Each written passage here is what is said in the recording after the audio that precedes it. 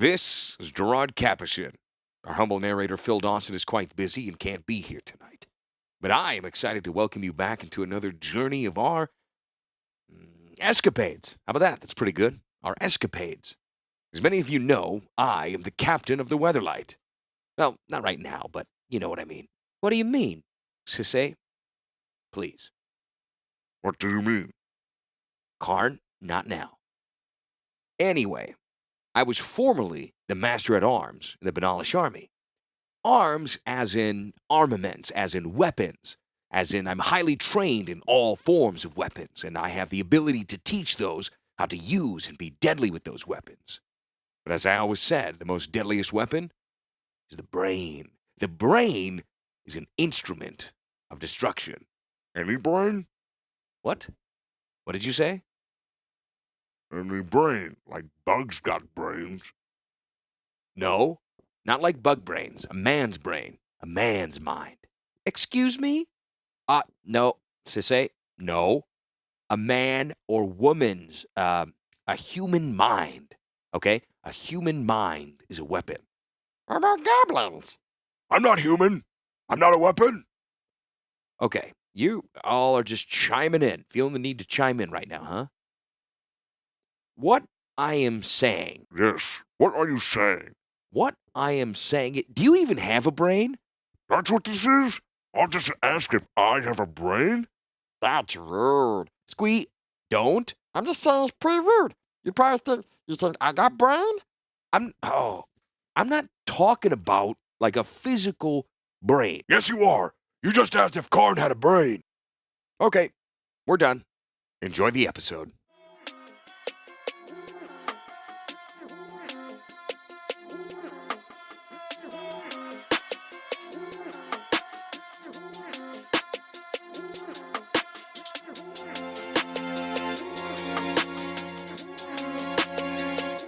Chapter 7.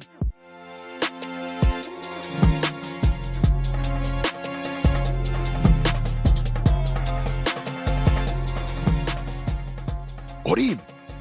Weatherlight's healer turned on her bed of leaves and woven moss, murmuring inarticulately. Orim! All right, I'm awake. What is it? She sat up, rubbing her eyes. Dim light shone through the window, illuminating the small room and its simple furnishings. The bed, a small hearth, rough table, a chair. Before her squatted one of the Cho Aram, whose name she did not know. He touched his forehead in salute. Ismaisha time's come. You must help her now. Orim threw off his rough blanket that covered her and, without giving any thoughts to her nakedness, pulled on a simple shift. Is Takanst with her? Yes, but he wishes you be there as well. He paused and added, Chomano and Ishara is already there. Orim nodded, scarcely looking at him. Her mind was racing ahead. Can you heat some water? She asked, pushing back the door. She left, not waiting for an answer. Orim made her way easily through the settlement. Many of the villagers' huts were grouped around the clearing in which the central fire burned. Others were tucked back within the trees, some nearer to the waters of the lagoon. A few, indeed, were built out over the lagoon itself, supported by wooden stilts with narrow causeways connecting them to the land and each other. The hut Ismaisha shared with her mate was one of these. It took Orim only a few minutes to traverse the causeways to reach it. By the entrance, a small crowd had gathered, anticipating the new addition to the tribe.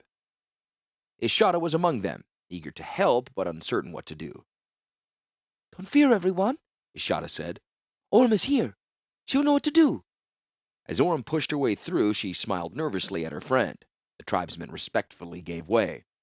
Inside the dwelling, she strained to make out the identity of the people. The executioner, Taspan, Ismaisha's mate, was crouched next to the bed, on which lay a recumbent figure. Taspan rose as Orim entered. Giant of a man, almost 7 feet tall, his head brushed the top of the hut. Orim made a quick bow to him, feeling more than a little intimidated. Gratefully, she saw Cho Mano standing motionless in one corner. He caught Orim's eye and smiled reassuringly at her. Takarnst was kneeling at the other side of the bed, his hands busy kneading Ismaisha's muscles. He glanced up at Orim. The youngling's coming hard. Orim joined him, putting a hand on Ismaisha's swollen belly. She could feel contractions running along the smooth skin, straining the exhausted muscles. She lifted Ismaisha's shift, already damp with sweat, and glanced beneath it. How long has she been in labor? 4 hours. Why did you not call me earlier? There seemed no need to disturb your rest. I have birthed younglings many times before. He added, I have seen this too. The mother strains and strains, but cannot give birth. Alas, she may give birth, but the child is always dead, and often the mother dies as well. Orm nodded. I've seen it too, but it's a problem with the solution. The baby is breached, turned in the womb. It's coming out the wrong way. We'll have to try and move it around inside. She looked about the hut and caught sight of the tribesman who had awoken her, bearing a large bowl. From his place in the corner, Chomano stepped over to the man, placed his hands above the bowl, and murmured a word. Steam rose from the surface, and Orm plunged her hands into the hot water, almost scalding, but barely tolerable. You too, she said to Karnst. We don't want to cause infection. The healer shrugged, immersing his hands. Then he knelt on one side of the struggling woman, holding her legs apart, while Orm slowly forced her wet fingers inside. Ismatia cried out, shuddered, convulsing her limbs. Spawn growled something unintelligible and took a heavy step forward, but Chomano put a hand on his big shoulder, restraining him. Orm probed delicately. Only once before had she delivered a breached baby, a number of years ago during one of Weatherlight's journeys. Now she touched the baby's tiny limbs, feeling it stir. She withdrew her hand and looked at Karnst. Definitely a breach. The baby is feet first. Can you suggest anything? Let's try to rotate the child in the womb, but it's tricky. It will hurt Ismatia. The last phrase penetrated to Spawn's anxiety, and he tensed. Chomano tightened his grip on the big man's arm, saying quietly to Orm, You do nothing? The child die? Probably. Ismatia? Karnst is right. Orm washed her hands in the hot water, rubbing the blood and mucus off. Often in such cases, the mother dies as well. Spawn groaned, sweat dripping from his forehead. He bent over his mate, rocking back and forth in an agony of indecision. Ismatia shuddered as another contraction seized her, and a soft cry escaped her lips. Spawn clutched her tiny hand in his enormous paw and nodded his assent to Orm. The healer once again plunged her hand into the hot water while Chomano motioned to the big man to move back. He positioned himself behind Ismatia, stroking her head, murmuring a soft, slow chant. Outside the hut, the chant was taken up by the waiting crowd, filling the room. It washed away tension like a cleansing rain, dragging dust from the air. Again, Karnst pushed apart the woman's legs, and Orm reached in with her hand. She touched the tiny feet, pushing them gently back, while at the same time her other hand pressed against the woman's belly, carefully manipulating the baby's shoulder. Another contraction came, nearly crushing her fingers, and an involuntary cry matched that of Ismatia. When the contraction subsided, Orm tried to will away the pain as she again worked her hands around the small body. There! She pushed on the feet while from the outside pressing on the upper torso of the child. For an agonizing second, she met resistance. The thought flickered through her mind that perhaps this was too much. Perhaps the best thing was to remove the child in any way possible, to let it die and save Ismatia. But then, the fetus turned. She withdrew her fingers with a gasp and plunged them into the bowl of water. All right. Now let's try again, shall we, Ismatia? The next time there's a contraction, push. Push with all your might. The pregnant woman gave a scream as a fresh wave of contractions racked her body. Yet in the scream there was now a note of triumph. It was Karnst, leaning forward, eyes alert, who caught the tiny form as it emerged. He made a quick slashing motion, cutting the umbilical cord that bound the baby to mother, and proudly lifted the newborn aloft. Orm sat back, gasping for breath. Then a second later, she realized something was wrong. Very wrong. She turned to Chomano. Why isn't she crying? Why isn't she crying? What's wrong? Ismatia lay back, completely spent, her eyes closed, her mind oblivious to the fate of her child. Chomano looked sadly at Orm, touching her hair gently. Orm felt the tears begin to trickle down her cheeks. Karnst ignored both of them and showed no signs of mourning. Holding the child's body with one hand, he spread the other over the bowl in which he and Orm had washed their hands. His voice snapped out a command. Then, without hesitation, he plunged the child into the water. Orm started forward in protest, but was brought up short by the baby's squeal of outrage. The noise seemed to arouse Ismatia, who moaned and reached out her arms. Carefully, Karnst wrapped the baby in a blanket and deposited her in her parents' arms. Spawn, whose great hand had been pressed into his mouth during the birth, rushed forward to join his mate and baby daughter. He lay close by them, cradling them in his arms. Orm rose and almost fell. Black spots swam before her eyes. She felt hands catch her arms, Chomano on one side, Karnst on the other. Together they gently led her from the hut. At the entrance, Chomano halted and lifted his arms for silence from the crowd of Cho-Aram. She has come, he said. Another soul to join the great river of our people. There was a murmur of acclamation from those assembled. They began to sing a welcoming song. Chomano looked from Takarns to Orem and said, You did well, both of you. Orem turned to the Cho-Aram healer. Thought the child was dead. Takarn shrugged. Sometimes the child has a hard birth and will not breathe. A little cold water helps. Of course, Orem chuckled. You turn the hot water cold, then immerse the baby. She laid a hand on the healer's arm, but he pulled away as if embarrassed, touched a hand to his forehead, and slipped silently into the darkness beneath the trees. Chomano put an arm around Orem's slender shoulders. Tired, Shavala? She shook her head. Then come with me. We'll sit by the waters and talk until our souls fall into the everlasting river that races through the sky. He guided her footsteps over the causeway, over root and branch, until before them, Orem saw the soft glint of distant moonlight on the still waters of the lagoon. Chomano sat down on a low stone. The water rippled about his dangling feet. He motioned her to join him. Orem did. Listening to the murmur of night noises, she felt a sense of peace such as she had never experienced. Beside her, Chomano was silent, but she could feel the steady rhythm of his breathing. Orem watched his face in profile, the strong line of his jaw, the gentle curves of his brow, the thick, dark hair braided with countless coins. He looked at her, his eyes gleaming. You are strong, Orem, yet gentle. I admire you as you brought that child into the world tonight. As I helped, Orem corrected. Takarns deserves the credit. You are two sides of the same coin, Javala. Takarns is the head while you are the heart. He himself has come to see this. Chomano bent, his fingers barely touching the surface of the water. From his outstretched hand, a ripple of light ran across the surface, flashing, diving, recombining in 100 different forms. Last it faded away. Orem, in her days among the Cho-Aram, had become used to such water magic, but it never ceased to delight her. Chomano leaned back against her and slumped wearily. You are tired. Yes. The Watchers reported today. I spoke long with them.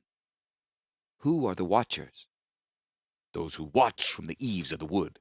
They speak with the trees and the water, watch the people of the mountain. And what do these Watchers say to you?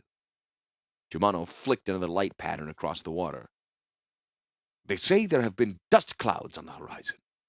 Mercadians returning. The Watchers will attack as soon as invaders harm the forest. The Mercadians haven't yet, but they will. They always do. And now, especially, they come for the soul of the Uniter. He motioned to where the weatherlight lay at anchor. Orem felt a painful jolt as if cold arms had suddenly embraced her. What will you do? Fight. Again. Mercadians are not the children of Ramos. They would destroy the soul of the Uniter before it could be joined with the mind and body. Tell me of the Uniter, Orem said, her eyes searching his. Tell me. Your arrival on this ship, flaming through the nighttime sky, was foretold in the sixth prophecy of the Uniter. You saw the tale performed in part by the Sapari. It is the story of our creation and our future. We came to this world riding on the back of the great god Ramos.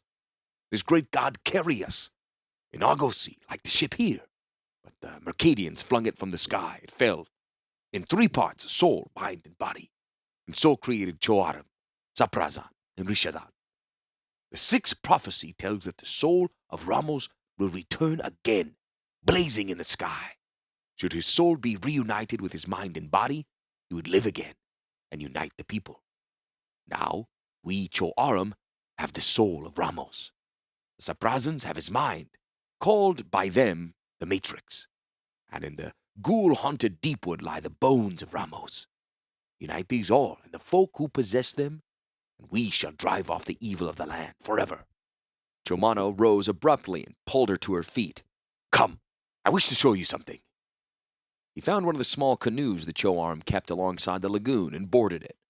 Orem sat in the prow, while Chomano, with swift, sure strokes of his paddle, guided them across the still waters. The lights of the settlement dimmed behind them. Orem felt sleep pulling at her. The journey became a dream in which she floated endlessly on a glass sea. There was no wind, and from time to time the trunk of a mighty tree thrust up high out of the waters. The trees were silver shafts in absolute blackness. At last, before them, Orm saw a slender line of light that seemed to grow out of the water itself. As they drew nearer, she saw it was a small island, some 50 yards in the breadth, ringed by trees. Unlike the other trees she had seen, these were mere saplings, no more than 8 or 9 feet in height. Curiously, their trunks shone with a brighter sheen than the larger trees, and as if they were more vital, more alive, younger. Chomano carefully grounded the canoe, jumped out, and helped Orm come ashore. Between the water of the lagoon and the trees was a wide swath of moss. They paced across it, up the gently rising ground, into the trees. The light in the center of the circle was bright after the dim lights of the forest. Orm stood still for a few moments, rubbing her eyes. When she could see again, she observed that at the very center of the circle was a short stone pillar with a broad top and a narrow bottom. As they came closer, she saw the pillar was carved with runes, many of them worn with age. From a broad, shallow bowl at the top bubbled a spring of clear water. It coursed over the edges of the disk and down to the earth in sparkling mist. From there it ran through the circle of trees to the lagoon. "This is the Fountain of Cho," Chomano said. His voice, after such a long silence, rang strangely in Orm's ears. "It is the navel of the world, the place from which we began, the place to which we return. It is the point around which all things revolve. It is here that our souls pass away from this world into the great river." "What is the writing on the stone?" the healer asked. "Tells our story, the story I've just recounted to you." He smiled wryly. "I cannot read it, but its memory has been passed down from Cho to Cho." "May I look closer?" Without waiting for an answer, Orm released his hand and neared the pillar. The characters on it had been deeply carved and wound around the stone in a spiral, but many of the carvings were faded, worn by the ceaseless action of the water. She reached a hand out to touch them. "Orm, no! No one may touch the Fountain of Cho!" He remained where he was, watching her intently. Orm stared at the characters. Like the Sipari's performance around the village bonfire, they stirred a memory within her. Chomano advanced to stand by her side. He said, "I brought you here because I wish you to understand my people. This stone tells our history. It tells us that once, long ago, our forest stretched from the base of the mountain of Mercadia all the way to the sea. All that vast forest was filled with the singing and light of the trees, and the waters of the great river flowed freely. Then, gradually, the mountain people pushed back our boundaries, cut down trees, scarred the land. The plains of dust arose around the city, and only dust clouds lived on them." Shook his head sadly. "We live here, clinging to a tiny portion of what was once ours. Maybe that of a few generations hence there will be nothing left of the Cho Aram. Do you see now why the Uniter is so important to us?" Orm looked at him thoughtfully. There were depths to him she never entirely appreciated. "Yes, all this," she waved her hands about the sacred grove. "All this is somehow what I've looked for all my life." Chomano cupped her chin with his hand. "I was about to say the same of you." Their kiss warmed the chill morning.